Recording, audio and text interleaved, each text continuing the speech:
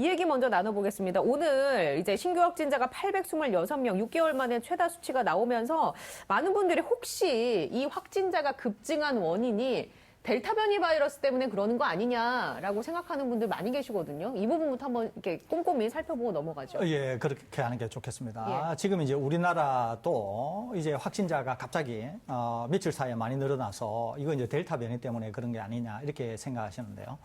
제 생각으로는 전혀 그렇지 않습니다. 우선 하나는 델타 변이를 이해하는 게 먼저일 것 같습니다. 자, 언제나 전 세계에서 방역 상황이 나쁜 나라들은 하나같이 변이를 들고 나옵니다. 변이를 들고 나오는 이유가 있는데요. 우선 하나는 그 나라의 방역 상황이 나쁘지 않습니까? 그러면 1차적으로 누가 책임을 져야 되냐면은 방역 당국이 책임을 져야 됩니다. 방역 상황을 잘 관리를 못했기 때문에 방역 당국이 책임이 있다는 거죠.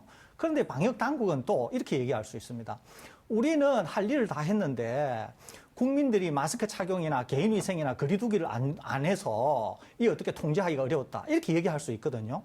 그러니까 방역 당국은 자기네들 책임이 있고 그 책임을 국민한테 전가할 수 있는데 국민한테 전가하게 될 경우에는 국민이 또 반발을 할 수가 있습니다. 그러니까 어떤 중립지대가 필요하냐 하면은 변이라고 하는 중립지대를 들고 나오게 되면은 이 모든 것을 다 해소를 할 수가 있는 거예요. 그러니까 방역 당국도 우리는 최선을 다했는데 국민에게 책임을 전가하는 게 아니라 변이에 전가를 할 수 있고요. 또 국민들도 변이라고 하면은 당장 모든 것들이 다 해결이 된다는 거죠. 그러니까 방역 상황이 나쁜 국가들은 하나같이 들고 나오는 것이 다 변이입니다. 예를 들어 볼까요? 영국이 상황이 나빴을 때 영국 변이를 들고 나왔고요. 남아공이 상황이 나쁠 때 남아공이 들고 나왔고 브라질이 상황이 나쁠 때 변이를 들고 나왔습니다. 인도 마찬가지라는 거죠. 다 그렇습니다. 그러면 다시 돌아가 보면은 남아공 변이가 당시에 제일 위험한 변이라 그랬는데 지금 남아공 변이를 얘기하는 국가가 어디 있습니까? 없지 않습니까? 영국 변이 제일 처음에 나왔던 영국 변이 지금 우리가 이제 알파 변이라 그러죠. 변이 중에서 알파, 베타 이렇게 순서를 매기는 것 중에서는 영국 변이가 제일 먼저 나왔는데 영국 변이 지금 얘기하는 국가가 하나도 없다는 거죠. 제일 마지막에 지금 우리가 얘기하고 있는 게 델타 변이, 인도 변이를 얘기하거든요. 왜 인도 변이를 얘기하느냐 하면은 제일 후순위였고 인도 상황이 제일 나빴습니다. 하루에 40만 명, 50만 명씩 나왔으니까요. 확진자가. 그러니까 이렇게 문제가 될 경우에는 이제 변이를 얘기한다는 거죠. 물론 그 변이가 확산이 안 된 건 아닙니다. 확산이 됐습니다. 그러는데 우선 짚어봐야 될 것은 그러면은 이 변이가 나왔을 때 과연 많은 언론들이 얘기하는 것처럼 이 변이가 큰 문제가 있는가?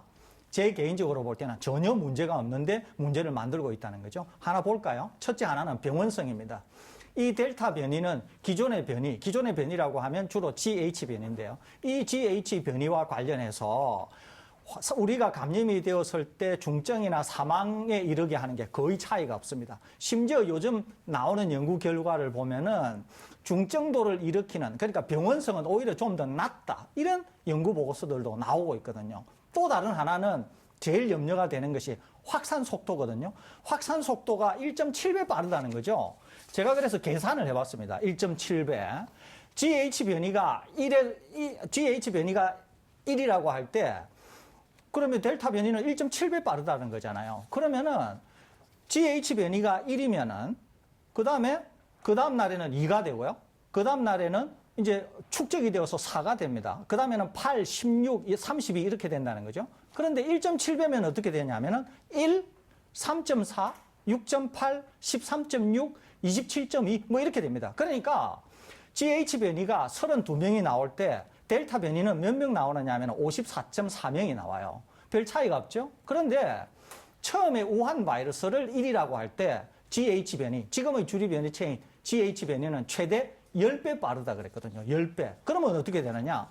우한이 1 이렇게 늘어날 때 GH 변이는 어떻게 늘어나냐 하면 첫날에 1, 둘째 날에 11, 셋째 날에 110, 넷째 날에는 1100 이렇게 되는 겁니다. 그러니까 GH 변이는 금방 주류가 됐다는 거죠. 자, 다시 돌아가서 델타 변이는 말씀드렸죠. 1.7배 확산 속도는 빠르고 병원성에는 큰 영향이 없다 그랬지 않습니까? 그러면은 단지 속도만 좀 빠르다는 거예요. 그 다음에 감염이 된다고 하더라도 얼마든지 추적하고 치료하면 되는 것이거든요. 그러는데 아까 말씀드렸죠. 상황이 나빠지면 언제나 변이를 덜 먹인다고. 우리나라 상황도 좋을 때는 변이 얘기하지 않습니다. 지금 수도권에서 800명 나오니까 당장 또 외국인 관련해가지고 예. 이러니까 뭐 델타 변이가 9명 정도 이러면서 변이가 다시 전면에 부상하고 있다는 거죠. 이것은 팩트를 지나쳐서 공포가 과장되고 있다는 거예요.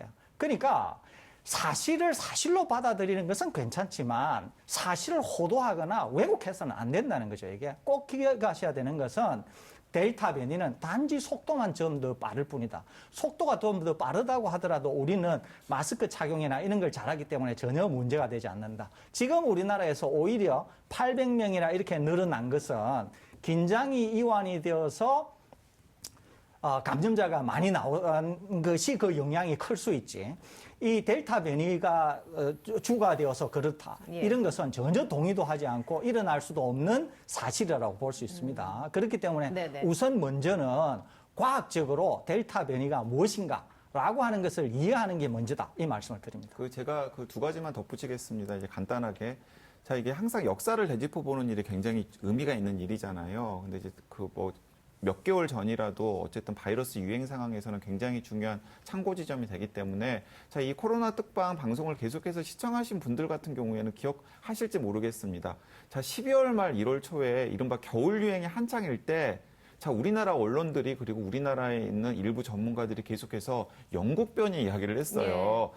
외국에서 영국 변이가 난리인데 그 영국 변이가 지금 우리나라에서 발견이 되고 있다. 그러면서 그 영국 변이가 빠른 시간 내에 우세종이 되어서 굉장히 우리나라의 방역 상황을 어렵게 할 것이다. 라고 이야기하시는 분들이 많았고 이제 그런 언론 보도도 굉장히 많았던 걸 기억하실 겁니다. 자, 그런데 지금 영국 변이 이야기하는 사람 있습니까? 근데 영국 변이가 우리나라 우세종이 되었습니까?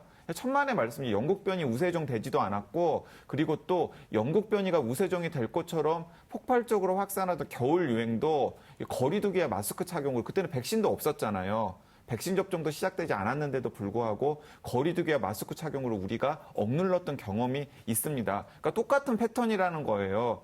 지금 확진자가 늘어나는 것은 방금 설 교수님께서 이야기하신 것처럼 갑작스러운 변이 바이러스가 등장해서 그 변이 바이러스가 유행을 주도하고 있기 때문이 아니라 긴장이 이완된 탓에 젊은 사람들을 중심으로 이동량이나 접촉량이 늘어나면서 확진자가 늘어나는 지난 1년 6개월 동안 우리가 반복적으로 봐왔던 패턴이 똑같이 반복되고 있는 것입니다. 예. 자, 그러니까 이것도 백신 접종 속도 높이고 거리두기 조금 더 잘 지키고 생활방역 잘 지키고 마스크 착용 잘 하는 곳으로 그래서 이동량과 접촉량을 일시적으로 조금 줄이는 곳으로 충분히 억누르는 게 가능하다라는 거 말씀드리고 싶고요. 예. 자, 그 설 교수님 설명 들으시다가 어떤 시청자분들께서는 이런 질문을 하셨을지도 모르겠어요, 속으로. 아니, 그런데 그러면 왜 그 10배로 우한 바이러스보다 10배 더 전파력이 크다는 GH형은 우리나라에서 그렇게 빨리 우세종이 되었느냐? 자, 이유가 있습니다. 왜냐하면 우한에서 들어온 S형이나 V형 바이러스가 작년 4월에 거의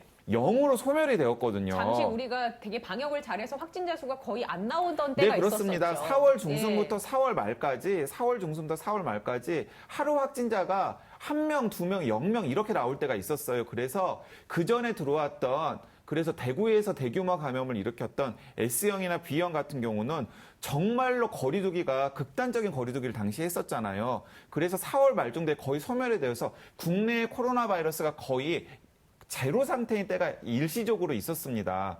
자, 그때 설대호 교수님이나 제가 계속해서 어떻게 목소리를 높였었냐면 이거 2주만 더 하자. 거리두기를 급격하게 완화해서는 안 된다. 네, 2주만 더 예. 해서 점진적으로 거리두기를 완화하면 우리도 당시의 방역 상황이 굉장히 좋았던 대만이나 뉴질랜드처럼 마스크 착용 안 하면서 일상생활하고 입국자 관리만 잘하면 되는 수준이 될 수 있다라고 이야기를 했었는데 그때 정세균 전 총리가 생활 방역 한다고 어쩌고 하면서 확 풀었어요. 그때 이태원이 그러면서 터졌죠. 이태원 터졌고 그때 외국에서 들어온 GH형 바이러스가 때는 이때다. 때는 이때다 하면서 확 국내에 확산이 되어서 지금까지도 국내에 우세종이 된 것입니다.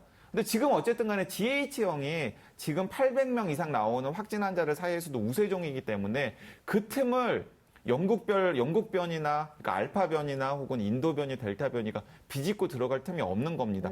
그래서 제가 델타 변이가 우리나라에서 우세종이 될 가능성은 거의 없다, 극히 낮다라고 예. 이야기를 하는 겁니다. 자, 저희가 몇 번에 걸쳐서 지금 이 얘기를 드리고 있습니다. 델타 변이 바이러스는 그냥 변이 바이러스의 하나다. 개는 개고 개가 호랑이나 사자가 될 수 없듯이 과학적인 사실도 알겠습니다. 그런데 두 가지 측면이 있어요. 자, 일단 그리고 한 가지만 무엇이냐면 더 하면 뉴스 전하면 감마 변이도 나왔거든요. 감마 변이도 나왔습니다. 예. 델타 다음에 감마잖아요. 이제 델타 변이 들어가면 또 감마 감마 얘기가 변이 이야기 또 할 거예요. 감마 변이.